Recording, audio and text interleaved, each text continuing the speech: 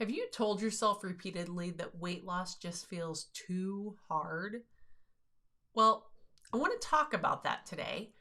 But before I do, I want to welcome you to Reaching Wonderland, where my goal is to help you get below 199 on the scale by balancing out those hormones, busting cravings, breaking plateaus, and blocking binge eating so that you can stay on track. But what if it just feels too hard? What if you can't get to the point of losing weight and it just feels like everything is working against you? How can you take this journey and actually reach your goal? Well, I'm going to start sounding like a broken record because last week the theme was plan, plan, plan, plan, plan. But you know what? We're going to cycle that around to this week too, because creating a plan actually takes some of the hard out of it. But when you try to change absolutely everything, that is when it feels too hard. When you're trying to change everything you're eating and you're trying to change everything you're doing, and then you're trying to add in all the stuff that you should be doing, and you start looking at all of the plans out there. Can we just say intermittent fasting, macros, Whole30? Oh my goodness, the list goes on and on. There's Weight Watchers, there's Noom, there's just isogenics, everybody has a plan. And have I used some of those? Yeah, I have. Did I keep my weight off with all of them? No. I do not credit the nutrition plans I used with keeping the weight off. Because I hate to say this, there are plenty of people that have done all of those programs. Some of them maintain and some of them do not. So what is the difference between the ones that lose it and keep it off and the ones that lose it and then regain it all plus some? The difference between the two is they've changed their being. They've changed who they are, and they've done it by creating habits that have become part of who they are. They've done it by not changing everything all at once and creating a plan of attack that allowed them to come out on the other side not only weighing significantly less, in my case 120 pounds less, but they came out on the other side a completely different person. Now, when my aunt told me once that we were having a holiday meal and I said I was going to bring I can't remember what it was. It was dessert, but it was all natural. It was a fruit tart that I was going to make and I was going to bring for the family gathering. And she said something to me along the lines of, "You are a completely different person, Michelle. You don't need to bring that tart because you can come and eat what everybody else has and you're not going to go back." But that wasn't the point. The point was, at that particular point in my journey, I didn't want what everybody else was bringing. I wanted the healthier option. Now, was it still a dessert? Yes. Did it still taste amazing? Yes.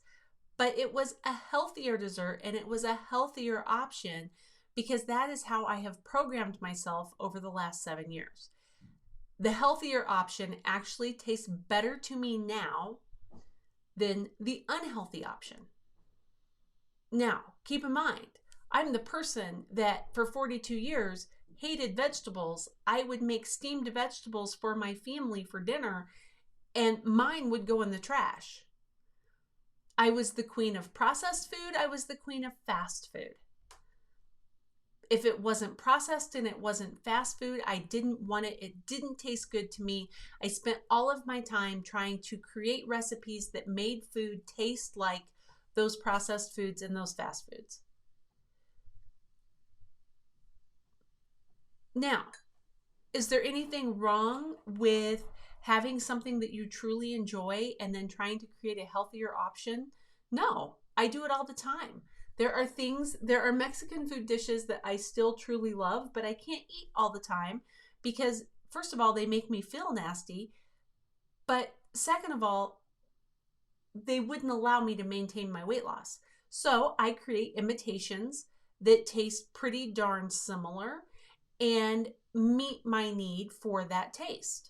So when weight loss feels too hard, we stop trying to change all the things and we start changing one thing. Focus on one. Focus on one meal. Focus on just eating more protein at each meal, or focus on drinking water. There are so many healthy things that you can focus on that are just one thing at a time that don't become this huge piece. If weight loss feels too hard, it's because you're trying to change everything all at once and you aren't perfecting one single habit. So, let's see. Quit making it complicated. Weight loss doesn't have to be complicated. You don't have to do intermittent fasting, Whole30, or any of the other things to lose weight. The easiest way to lose weight is to eat more whole foods and cook at home. So maybe that's the first thing that you tackle. Eat more foods, cook at home. Now, in Become a Macro Unicorn, what we do is we step it up a notch, but we still try to keep it very, very simple. What we do in there, keep in mind, when you join a program like that, you get this added, you're doing something with a group of people and it lifts you up, it makes you feel good, and it empowers you to take the same steps they are, even if they're a little harder. That is one of the perks of doing something like Become a Macro Unicorn or a 30-day challenge in a group. My daughter does these fitness challenges all the time on YouTube, and she loves them. They keep her motivated to go do something every single day, even during quarantine. During quarantine, she doesn't have sports at school because she's doing online school. So she joins these YouTube challenges and she does them in a community of other kids who are going through the same thing she is and just want a little extra movement. So anyway, in Become a Macro Unicorn, what I do is I have people focus on balancing things at each meal. Is it a little more than I would recommend you do? And do they, when you're doing it by yourself? Yes, because they're doing it in this container of other people doing it with them. And they have me there to lift them up when they start to get frustrated, to answer their questions so that, is red meat better than chicken? Is chicken better than turkey? Is this better than that? What if I want to steam the vegetables versus bake the vegetables? Which one has more nutrients? Which blah, blah, blah. The questions are endless. But they have me there to say, at this point, that doesn't matter. Or at this point, that's a huge thing. Let's focus on that piece. Just so that at the end of 4 weeks, they've had consistent wins and consistent oomph. But if you're not doing a program, the best thing you can do for yourself is drop the judgment and change small things. Change small things over time to get huge results. So when it feels too hard, you're making it too complicated. Step back and teach yourself like you were a 2-year-old. And if your 2-year-old said to you, "What should I eat?" you're not going to tell her to eat a candy bar. You're going to tell her to eat a piece of fruit. If you sit down to dinner with your 2-year-old, are you going to tell her to, yes, it's okay if you don't eat your vegetables?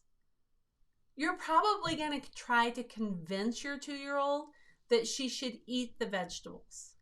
because that's what parents do. That's our job. Our job is to raise healthy, participating members of society.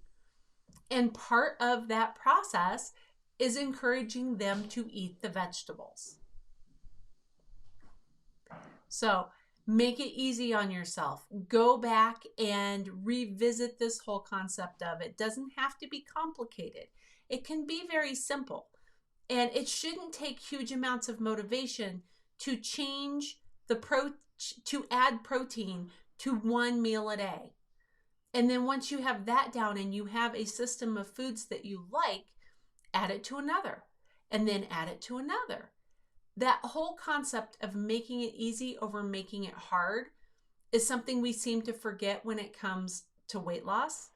And I promise you, your weight loss process will be a lot easier if you can get your body the food it needs so that you can end the cravings.